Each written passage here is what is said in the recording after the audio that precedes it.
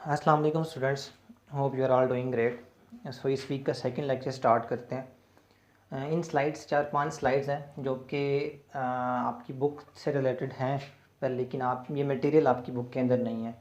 सो अगर आप गूगल करोगे इस टॉपिक को लेके तो आपको बहुत सारा डेटा मिल जाएगा।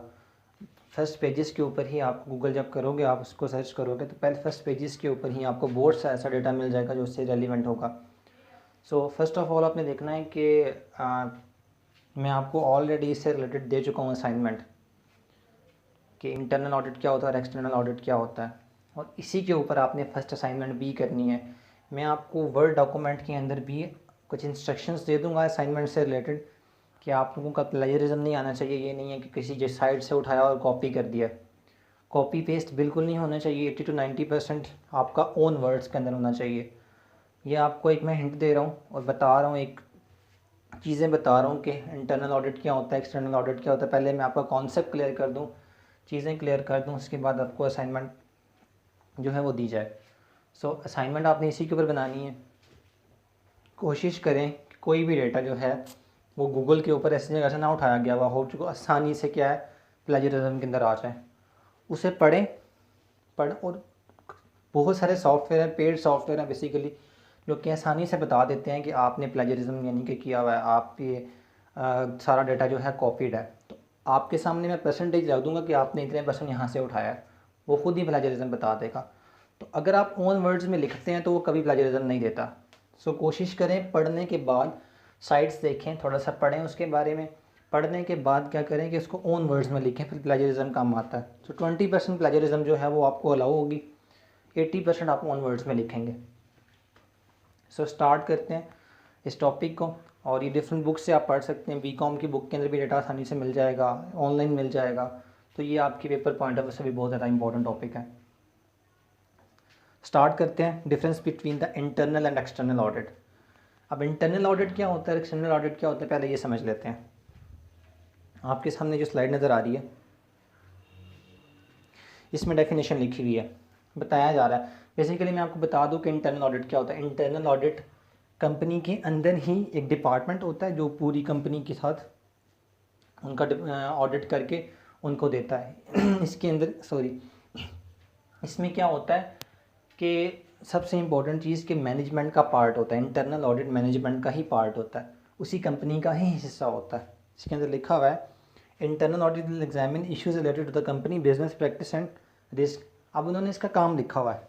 ये इंटरनल ऑडिट का काम क्या होता है, बेसिकली रिस्क को कम करना होता है और बिज़नेस के अंदर क्या करना होता है, उसी बिज़नेस के रिस्क को जितना कम कर सके, गलतियाँ निकाल सके, एरर्स निकाल सके, ताकि हमारे बिज़नेस में जब एक्सटर्नल ऑडिट करवाएं तो उसके अंदर कम से कम गलतियाँ आएँ। तो इसलिए इंटरनल ऑडिट पहले करवाया जाता है जो कि कंपनी का ही कोई एक डिपार्टमेंट करता है। While external audit examine the financial records and issue an opinion regarding the financial statements of the company। जबकि एक्सटर्नल ऑडिट एक पूरी रिपोर्ट बना के देता है, आपकी जितनी भी बुक्स होती हैं, बुक्स ऑफ अकाउंट्स होती हैं, उन सब के बारे में एक जनरल रिपोर्ट बना के देता है और फेयर व्यू देता है पूरी कंपनी के बारे में। इसके बाद क्या, इंटरनल ऑडिट और कंडक्ट थ्रू द, ये किसी भी टाइम करवाया जा सकता है। इंटरनल ऑडिट की कोई टाइम पीरियड नहीं होता, ये कभी भी करवाया जा सकता है। और सबसे बड़ी चीज़ आपने याद रखनी है कि इंटरनल ऑडिट मैनेजमेंट का पार्ट होता है, ये किसी टाइम भी करवाया जा सकता है।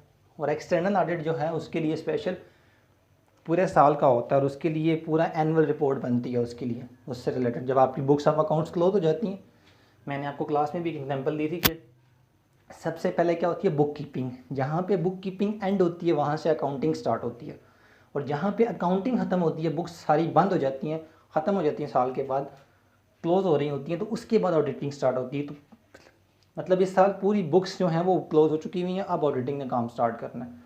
तो ये पूरे साल के ऊपर होता है जो एक्सटर्नल ऑडिट होता है। और इंटरनल ऑडिट किसी भी टाइम करवाया जा सकता है कि 3 मंथ का डेटा हमने कर लिए तो इसकी सारी जनरल एंट्रीज को एक दफ़ा चेक कर लेते हैं। तो आपका ऑडिट डिपार्टमेंट जो है वो एक दफ़ा आपकी सारी books of accounts in term के ऊपर चेक कर लेगा, मतलब 3 महीने की, 4 महीने की, इस तरह से करके कर लेगा। जबकि एक्सटर्नल ऑडिटर क्या करता है, वो आपकी पूरे साल की बुक्स ऑफ अकाउंट्स के ऊपर एक रिपोर्ट बना कर देता है कुछ चेक करने के बाद। अब जो आपको आपके सामने नज़र आ रहा है, ये डिफरेंस मैंने कुछ लिखे हुए हैं, बिल्कुल सिंपल से डिफरेंस है, जो आपको मैं सिर्फ कॉन्सेप्ट देना चाह रहा हूँ कि चीज़ होती क्या है। आप ही इसके ऊपर डाटा इकट्ठा करेंगे और अपने लिए पेपर्स के लिए भी, और इससे रिलेटेड आप ही इसके ऊपर असाइनमेंट खुद राइट करेंगे और मुझे प्रोवाइड करेंगे। डिफरेंस क्या है? सबसे पहला है कि स्कोप के अकॉर्डिंग इंटरनल ऑडिट की का क्या स्कोप होता है और एक्सटर्नल ऑडिट का क्या स्कोप होता है। बिल्कुल सिंपल सी चीज़ें लिखी हुई हैं। The scope of internal audit determine by the management बताएगी कि इसने कहाँ तक काम करना है, कि इस ये कौन कौन से एरिया में बस काम करे, बस जनरल एंट्रीज चेक कर ले, इसके अलावा इसको कुछ भी नहीं क्लियर नहीं है। कि मैनेजमेंट डिसाइड करेगी, मैनेजमेंट ही बताएगी कि इसका स्कोप क्या है। On the other hand the scope of external audit is determined by the relevant law. उसके लिए पूरा एक लॉ प्रोवाइडेड है एक्सटर्नल ऑडिटर के लिए, जो इंडिपेंडेंट बंदा होता है, जो बाहर से हायर किया जाता है उस कंपनी के लिए कि हमारा ऑडिट करके दो। उसके लिए पूरा लॉ होता है और लॉ में लिखा हुआ है कि कौन कौन सी स्पेसिफिक एरिया के अंदर इस बंदे को अलाउ है कि ये हमसे क्वेश्चंस कर सकता है, पूछ सकता है। उस अब सिंपल चीज़ इसमें देखने वाली क्या है कि मैनेजमेंट डिसाइड करती है इंटरनल ऑडिटर के लिए कि उसका स्कोप क्या है, कि उसने सिर्फ 4 डिपार्टमेंट्स का ही ऑडिट करना है।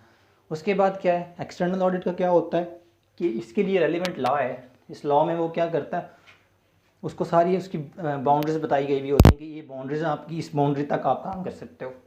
इसके बाद ऑब्जेक्टिव्स। इंटरनल ऑडिटर का काम होता है कि एरर्स को और फ्रॉड को निकालना, गलतियाँ निकालना। बेसिकली अपने अकाउंटेंट जो गलतियाँ कर रहा है उसको पहले ही निकाल लेना, जो अगर कोई फ्रॉड कर रहा है तो उसको पहले ही हाईलाइट कर लेना। ये इंटरनल ऑडिटर का काम होता है, बस ये चीज़ें हाईलाइट करना। जबकि एक्सटर्नल ऑडिटर का काम होता है the main objective of external audit is to show fair and true view of account. आप जितनी भी स्टेटमेंट बनाई गई हुई हैं बुक्स ऑफ अकाउंट्स की, उन सब के ऊपर फेयर और ट्रू व्यू देना, एक पूरी रिपोर्ट बना के देना कि ये किस तरह की ये बुक जो बनाई गई हैं ये कितनी यानी कि ट्रू है, कितनी फेयर है। सो ऑब्जेक्टिव में क्या है कि इंटरनल ऑडिटर जो है सिर्फ फ्रॉड और एरर्स को देख रहा होता है, जबकि एक्सटर्नल ऑडिटर क्या देख रहा होता है, एक फेयर और ट्रू व्यू बुक्स के लिए वो डेवलप कर रहा होता है, बना रहा होता है, वो आपको प्रोवाइड करेगा पूरे साल की बुक्स के ऊपर। इसके बाद ड्यूरेशन। जब भी काम किया जाता है तो क्या ड्यूरेशन होती है इंटरनल ऑडिटर की? इंटरनल ऑडिटर की कोई ड्यूरेशन नहीं होती, वो कभी भी हायर किया जाता है। इंटरनल ऑडिटर में conduct for any time of duration, किसी भी टाइम पे 4 मंथ के लिए, 3 मंथ के लिए, किसी भी टाइम पे उसे कहा जा सकता है कि आप क्या करो, आप इस टाइम पीरियड का ऑडिट करके दो, इन चीज़ों का ऑडिट करके दो। जबकि दूसरी तरफ external auditor is only for a certain और स्पेसिफिक पीरियड ऑफ टाइम। उसके लिए पूरा साल होता है नॉर्मली, पूरे इस 6 महीने का या पूरे साल का जो है आप करके दो। नॉर्मली साल जो है साल का कहा जाता है कि साल का या 2 साल का आप हमें पूरा ऑडिट करके दो। एक्सटर्नल ऑडिटर को स्पेसिफिक टास्क के लिए हायर किया जाता है और वो टास्क खत्म होने के बाद उससे फारिग कर दिया जाता है। जबकि इंटरनल ऑडिटर जो होता है, काम खत्म होने के बाद ये नहीं होता कि उसको ख़त्म कर दिया जाए, वो मैनेजमेंट का ही हिस्सा होता है और कंपनी का ही एक डिपार्टमेंट होता है। जबकि एक्सटर्नल ऑडिटर की काम ख़त्म होने के बाद, ड्यूरेशन ख़त्म होने के बाद उसको प्रोजेक्ट ख़त्म हो जाता है। इतना ही उसके साथ हमारा क्या होता है, क्या आप कह सकते हो कि प्रोजेक्ट होता है हमारा उसके साथ, इतनी ही टाइम ड्यूरेशन का। रिपोर्ट क्या होती है इंटरनल ऑडिटर के बाद, वो किसको सबमिट करता है रिपोर्ट बनाने के बाद? यहाँ पे लिखा हुआ है कि मैनेजमेंट को रिपोर्ट देनी होती है उसने। और जबकि एक्सटर्नल ऑडिटर किसको देता है, वो जो रिपोर्ट बनाता है वो देनी होती है उसमें उन्होंने शेयर होल्डर्स को, जो कंपनी के ओनर्स होते हैं, जिन्होंने इन्वेस्ट किया हुआ होता है। एक्सटर्नल ऑडिटर बाउंड है किसको रिपोर्ट देने का? शेयर होल्डर्स को। और इंटरनल ऑडिटर बाउंड है रिपोर्ट किसको देने का? मैनेजमेंट को। नेक्स्ट स्लाइड के अंदर वो बता रहे हैं कि अपॉइंटमेंट ऑफ ऑडिटर कौन लेके आता है, कौन अपॉइंट करता है। इंटरनल ऑडिट को हम शुरू से पढ़ रहे हैं कि मैनेजमेंट जो है वो अपॉइंट करती है स्पेसिफिक टास्क के लिए, जबकि एक्सटर्नल ऑडिटर को कौन हायर करता है? शेयर होल्डर्स हायर करते हैं। शेयर होल्डर्स एक्सटर्नल ऑडिटर को लेकर आते हैं कि हमारी कंपनी का ऑडिट होना चाहिए कि मैनेजमेंट किस तरह से काम कर रही है।